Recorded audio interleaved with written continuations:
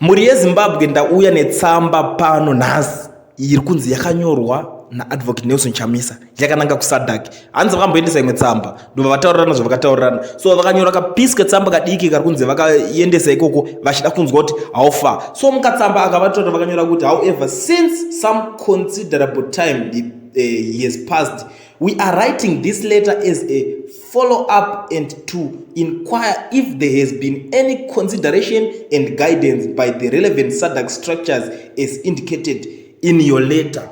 Vapedza zvavo kaleta kakachenjera so kekuda kungonzwisisa kuti pachiri neplan maita sei haufa uku kwamaZimbabweans vane pressure nenyika ndo katsamba kacho kari kunzi ndo kakabudiswa panapa. According to Newsday ndo pari kusangana nenyaya ukaenda paNewsday it's either on Facebook online or whatever kana kwada unotenga newspaper ndo mabudisirwa zviri kungoitwa pari kunzi tsamba yakabva kuna advocate Nelson Chamisa yakananga kuSADC.